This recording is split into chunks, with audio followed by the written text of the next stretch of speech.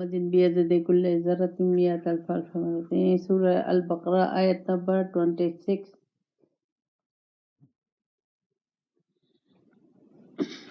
اللہ تعالیٰ فرماتا ہے ان اللہ لا یستحی ان یضرب مثلا ما بعوضۃ فما فوقها۔ اللہ تعالیٰ کو حیا نہیں آتی کہ اللہ تعالیٰ مثال کے طور پر کسی کا چیز کا بھی ذکر کرے، چاہے وہ مچھر ہو یا مچھر سے بڑھ کر ہو۔ لیکن فَأَمَّا الَّذِينَ آمَنُوا يَعْلَمُونَ أَنَّهُ الْحَقُّ مِن رَّبِّهِمْ، مگر جو ایمان لائے وہ اس پر یقین رکھتے ہیں۔ وَأَمَّا الَّذِينَ كَفَرُوا، اور جو انکاری ہیں، فَيَقُولُونَ مَاذَا أَرَادَ اللَّهُ بِهَذَا، تو یہ کہتے ہیں کہ اللہ نے یہ کیا اللہ تعالیٰ یہ کیا معمولی سی چیزوں کو بیان کرنے کا مطلب کیا ہے، بہذا مثلا، تو اللہ تعالیٰ اس کا جواب یہ دیتا ہے، مثلا یا دل بہی کثیرن، اللہ کہتا ہے یہ مثالیں میں اس لیے دیتا ہوں معمولی چیز کی بھی کہ بہت سے لوگ اس سے گمراہ ہو جائیں گے، وَيَهْدِي بِهِ، اور بہت سے لوگ ہدایت پر آ جائیں گے۔ وَمَا يُضِلُّ بِهِ إِلَّا الْفَاسِقِينَ، مگر کون گمراہ ہوں گے؟ جو فاسق ہیں۔ اب یہ ہمیں سمجھنا ہے، اللہ تعالیٰ مجھے کہتا ہے کہ اللہ تعالیٰ نے ایک ایک چیز قرآن میں مجھے بیان کر دی ہے، ایک ایک چیز معمولی، یعنی مچھر کی مثال کی بھی، مچھر کی مثال اللہ تعالیٰ نے کہ یہ اللہ تعالیٰ کے نزدیک یہ جو دنیا ہے، یہ اللہ کے نزدیک مچھر کے پر کے برابر بھی نہیں ہے، تو یعنی اس کی کوئی وقت نہیں ہے اللہ کے آگے، اس دنیا کی کسی چیز کی بھی اللہ کے آگے وقت نہیں ہے۔ تو اللہ تعالیٰ نے ان لوگوں نے کسی چیز پہ اعتراض کیا تو اللہ تعالیٰ نے کہا کہ ٹھیک ہے، میں تمہیں بتاتا ہوں، مثال دیتا ہوں، تو ان لوگوں کو سمجھ میں نہیں آیا۔ تو اب یہ سمجھ میں کس کو آتا ہے؟ اب یہ دیکھنا ہے، یعنی یہ جو چھوٹی سی مثال اللہ تعالیٰ نے مچھر کی پیش کی ہے، اس سے اگر مجھے اللہ کی وحدانیت اور اللہ کی پاکی، اللہ کی حکمت، اللہ کی حکمرانی سمجھ میں نہیں آ رہی تو اس مسئلہ ہم میں ہے۔ لیکن جو اللہ پہ یقین رکھتے ہیں وہ فوراً یقین کر لیں گے، وہ بغیر کسی شش و پنج کے، بغیر کسی شک کے فوراً یقین کر لیں گے۔ یہ ہے اس کی ایمان کی دلیل۔ جیسے اب مثال دے، اس میں حضرت ابوبکر صدیق رضی اللہ عنہ کا ایمان لانا، سب جس کو بھی رسول پاک صلی اللہ علیہ وسلم نے پیش کیا، اسلام کی دعوت کی، سب نے ہچکچاہٹ تھوڑی بہت کی، لیکن صرف حضرت ابوبکر صدیق رضی اللہ عنہ نے کسی قسم کی کوئی ہچکچاہٹ، فوراً لبیک کہا۔ تو یہ ہے اللہ تعالیٰ ہم سے یہ ایمان چاہتا ہے کہ اللہ کی بات بغیر چوں چرا کے فوراً دل سے مان لے اور اس پہ عمل کریں۔ ہمیں سمجھ میں آ رہی ہے کہ نہیں آ رہی، یہ بھی دیکھ لیں، ہمیں سمجھ میں آتی ہے کہ نہیں آتی۔ اب میں مثال دوں، قرآن میں اللہ تعالیٰ کہتا ہے 2 عورتیں کی گواہی 1 مرد کے برابر ہے۔ اب عقل لڑائیں گے تو ہم پریشان ہو جائیں گے، لیکن اللہ تعالیٰ نے جو کہا وہ صحیح ہے۔ اب اس کو آگے جا کے لوگوں نے بہت اس چیز پہ اعتراض کرتے ہیں۔ دوسرا چیز پہ اعتراض اللہ تعالیٰ کے پردے کے متعلق اعتراض ہوتا ہے۔ تو اب یہ بعض چیزیں ایسی ہیں کہ جو ہمیں اچھی نہیں لگتی، ہم عمل نہیں کرنا چاہتے اور ہمارے نفس پہ بھاری پڑتی ہیں، تو پھر ہم اعتراض کرتے ہیں۔ اللہ اور رسول کے حکم میں جہاں بھی ہمیں ذرا سا شش و پنج ہو تو سمجھ لو کہ ہم بیمار ہو گئے، ہم میں شک کی بیماری آ گئی ہے، ہم میں دنیا کی محبت کی بیماری آ گئی ہے، ہم نے اللہ سے زیادہ دنیا کو ترجیح دے دی، دنیا والوں کو ترجیح دے دی۔ یہاں اللہ تعالیٰ مجھے یہ کہہ رہا ہے کہ اگر اللہ تعالیٰ ذرا سے بھی کوئی قرآن میں مجھے مثال دے کے سمجھا رہا ہے، بتا رہا ہے، تو بغیر چوں چرا کے، اب جیسے وراثت کا ہے، وراثت کے اس میں بھی ہمیں اس میں اسی طرح طلاق کے معاملات ہیں، تو اب ہم لوگ اس میں کچھ نہ کچھ نقطے نکالتے رہتے ہیں دنیا کے لحاظ سے اپنے فائدے کے لیے.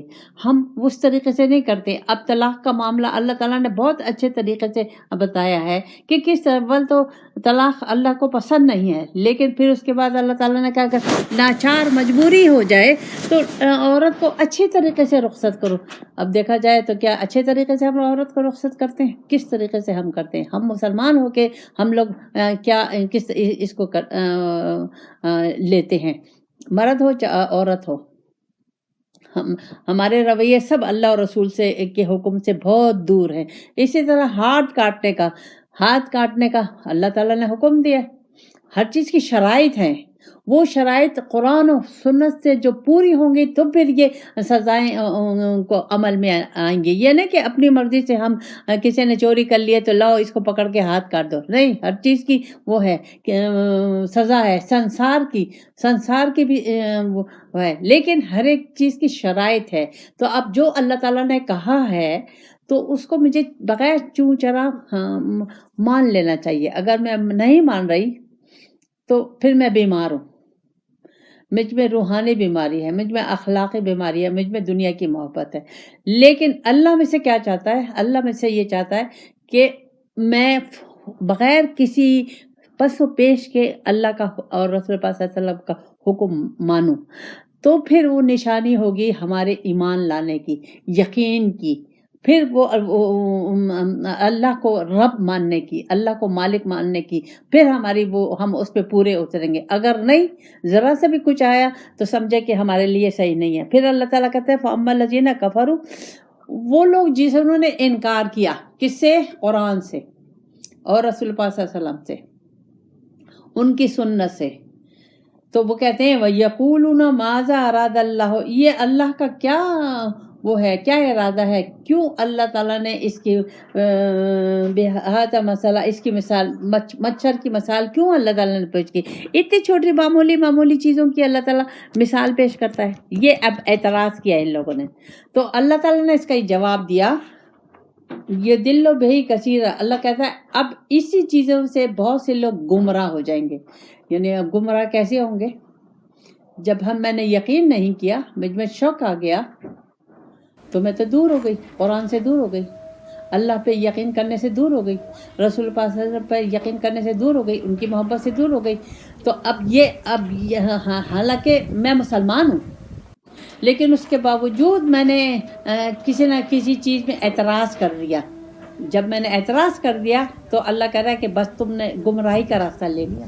تم نے اللہ اور رسول کی بات میں تو اعتراض آتا ہی نہیں ہے، کسی قسم کا شک و شبہ ہونا ہی نہیں چاہیے. اچھا، یہ جب ہوگا جب ہمیں اللہ پہ یقین، جب ہمارا اللہ سے کنیکشن ہو جائے گا، کیونکہ وہاں سے ہمیں اللہ کی محبت، وہ نور، وہ حکمت اور وہ دانائی، وہ عمل کرنے سے، وہ نیت کرنے سے، وہ مقصد زندگی اللہ کو بنانے سے پھر ہی ہم اس قابل ہوں گے کہ ہمیں اللہ کی ہر بات میں حکمت نظر آئے گی، ہر بات میں محبت نظر آئے گی، چاہے وہ کتنی بھی سخت ہو. یعنی کوئی تکلیف آئے گی تو بھی ہمیں حکمت اور دانائی سے سمجھ میں آئے گی، محبت کی فیلنگ آئے گی اللہ کی. کوئی اچھی اللہ تعالیٰ نے نعمت دی ہے، جب بھی اللہ کی محبت کی فیلنگ آئے گی. کوئی ایسی چیز نہیں ہے جو ہمیں اللہ کی محبت سے اگر دور کر رہی ہے، تو اس کا مطلب یہ ہے کہ میں کہیں نہ کہیں شک و شبے میں پڑ گئی ہوں، یا دنیا کی محبت میں مبتلا ہو گئی ہوں، یا میں نے اللہ کا راستہ چھوڑ دیا، اللہ کو میں نے اپنے مقصد زندگی نہیں بنایا.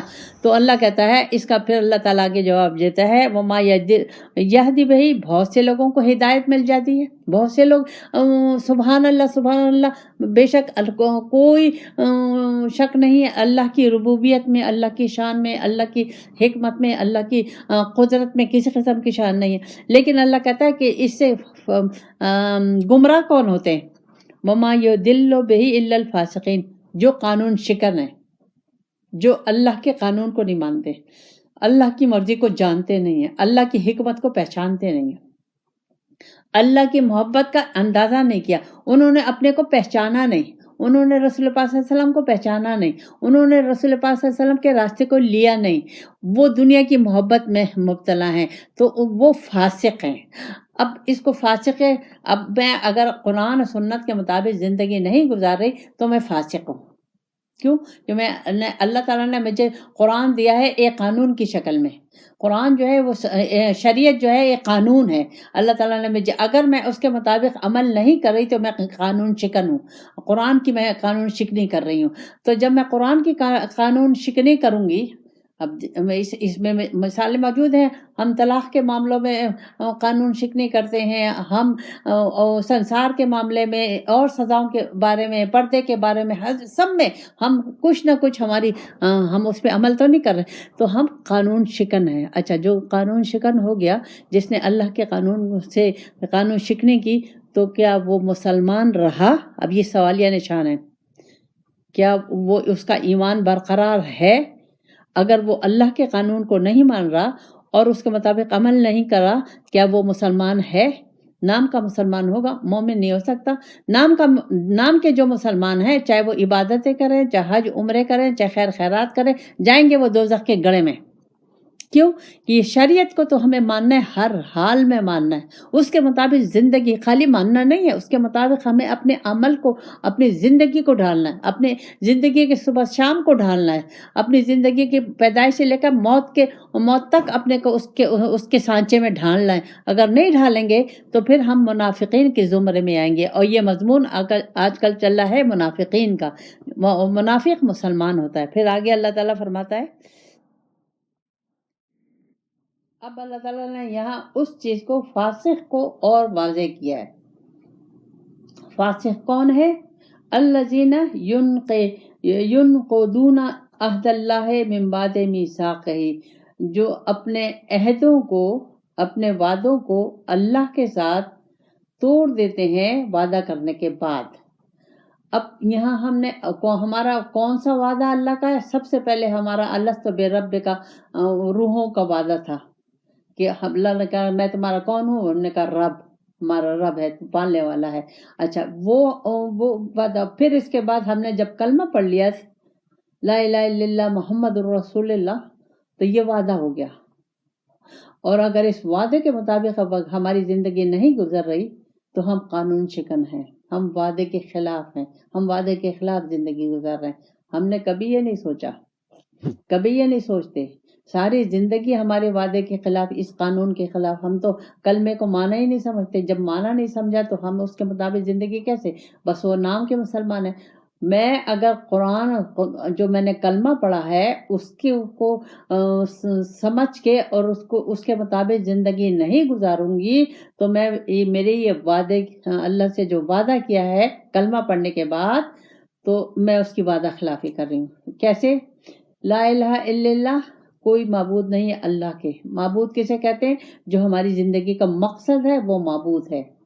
اگر میری زندگی کا مقصد اللہ کو پانا نہیں ہے، اللہ کی مرضی نہیں ہے، اللہ کے رنگ میں رنگنا نہیں ہے، اللہ کا خلیفہ بننا نہیں ہے، اللہ کا دیدار نہیں ہے، تو پھر میں وعدہ خلافی کر رہی ہوں. اس کے خلاف میں نے اللہ کو معبود نہیں، میری زندگی کا مقصد اس کے تحت نہیں گزری، صبح سے شام تک اللہ کے حکم کے مطابق نہیں گزر رہی، اللہ کی مرضی کے مطابق نہیں گزر رہی، تو یا تو اللہ ہے یا شیطان ہے. شیطان یعنی نفس. تو دو ہی راستے ہیں. تو اگر میں وعدے کے مطابق، جیسے میں نے اللہ سے وعدہ کیا ہے اور میں نے اللہ کو مقصد زندگی نہیں بنایا، اس کی مرضی کو نہیں لیا، تو میں وعدہ شکن ہوں اور میں اللہ سے وعدے کو توڑ رہی ہوں. کبھی سوچا ہم لوگوں نے؟ نہیں سوچا. پھر اللہ تعالیٰ دوسرا ایک ہماری عادتیں بتاتا ہے. وہ کہتا ہے وَيَقْطَعُونَ مَا أَمَرَ اللَّهُ بِهِ يُوصَلَ، اللہ کہتا ہے یہ توڑ دیتے ہیں حکم اللہ کا مسلسل کرنے سے. مطلب جو اللہ کا حکم ہے ماننے کا، مسلسل ماننے کا، مستقل مزاجی سے اللہ کے حکم پر چلنے کا، اس کو مستقل مزاجی سے نہیں کرتے، اپنی مرضی سے کرتے ہیں. جہاں جی چاہا وہاں تو قرآن اور سنت کو لے لیا، اور جہاں جی نہیں چاہ وہاں ہم نے چھوڑ دیا. یعنی اللہ تعالیٰ نے مجھے قرآن اور سنت کا پابند بنایا ہے. میں اپنی مرضی سے زندگی نہیں گزار سکتی. مجھے اللہ تعالیٰ نے پیدا ہی اپنے لیے کیا ہے، اور اپنے لیے پیدا کرنے کے بعد مجھے اللہ تعالیٰ نے قرآن اور رسول پاک صلی اللہ علیہ وسلم کی شکل میں اپنی مرضی دے دی ہے کہ تم اس کے مطابق زندگی گزارو، تو تم میرے رنگ لے سکتے ہو، تو تم میرا دیدار کر سکتے ہو، تو تمہیں جنت الفردوس مل سکتی ہے. اگر تم اپنی مرضی سے کبھی کر لیا کبھی نہیں کر لیا تو یہ قانون شکنی ہے، عہدے کی نافرمانی ہے. تو یہ کون لوگ ہیں؟ وَيُفْسِدُونَ فِي الْأَرْضِ، یہ فسادی لوگ ہیں. اب ان آیتوں کی صورت اس میں آئینے میں ہم اپنے کو دیکھیں تو ہم سب فسادی ہیں، چاہے وہ لڑکی ہے، چاہے وہ لڑکا ہے، چاہے عورت ہے، چاہے مرد ہے، ہم سب فسادی ہیں. کیوں؟ کہ ہم نے تو اپنی زندگی کو قرآن و سنت کے مطابق پابند نہیں کیا. ہم نے تو اللہ کی مرضی کو لیا ہی نہیں، ہم نے تو دنیا کو لیا ہوا ہے. حالانکہ دنیا میرے لیے نہیں، دنیا میرے لیے ہے، لیکن اب میں دنیا کے لیے نہیں ہوں، میں اللہ کے لیے ہوں. تو جب میں نے اللہ کو چھوڑ کے دنیا کو اپنے لیے کر لیا تو پھر میں نے تو فساد کروں گی. اب میں کیسے فساد؟ اللہ تعالیٰ نے مجھے نہیں کہا کہ تم جھوٹ بولو، اللہ نے مجھے نہیں کہا کہ تم منافقت کرو، اللہ نے مجھے نہیں کہا کہ تم حسد کرو، چغلی کرو، ناشکری کرو، لالچ کرو، بغض رکھو، غصہ کرو، لوگوں کو تکلیف دو، حرام کھاؤ، رشوت کرو، زنا کرو، شراب پیو. یہ اللہ تعالیٰ نے مجھے کہا ہے؟ نہیں کہا، سب سے منع کیا ہے. تو جب میں یہ کر رہی ہوں تو میں فساد پھیلا رہی ہوں. کیوں؟ آج کل سارے مسلمانوں میں کتنا فساد ہے. 7 دن کی لڑکی کو 5 فائر کر کے مار دیا. کیوں؟ فساد. عورتوں کو ہم کس طرح ظلم کا نشانہ بنا رہے ہیں، کیا ہے؟ فساد. تو ہم مسلمان باقی رہے نہیں رہے. ہم مسلمان سب ہم وہ عمل کر رہے ہیں کہ ہمیں دوزخ کے گڑھے میں جانا ہوگا. جب تک ہم اپنی طرف نہیں دیکھیں گے، اپنی اصلاح نہیں کریں گے، اپنے آپ کو اللہ کے لیے وقف نہیں کریں گے، اللہ کے مقصد زندگی نہیں بنائیں گے، قرآن اور سنت کے پابند نہیں ہوں گے، اللہ اور رسول کی مرضی کو جان کر زندگی نہیں گزاریں گے، تو ہم فسادی زندگی گزار رہے ہیں. ہم فساد ہیں، ہم گمراہ ہیں، ہم نافرمان ہیں. پھر اللہ کہتا ہے اولئک هم الخاسرون، یہ لوگ خسارے میں ہیں. اب خسارہ اللہ تعالیٰ نے کیوں کہا؟ آخرت، یہ جو دنیا ہے یہ آخرت کی کھیتی ہے. اگر اس دنیا میں میں نے اللہ کو راضی نہیں کیا تو آخرت میں تو خسارہ ہے. آخرت جو ہے وہ ہمیشہ کے لیے ہے، وہاں سے واپسی نہیں ہے. یہ دنیا کمانے کی جگہ ہے، تھوڑے سے دن کی جگہ ہے. اگر یہاں میں نے وہ کمائی نہیں کی کہ میری آخرت اچھی ہو جائے.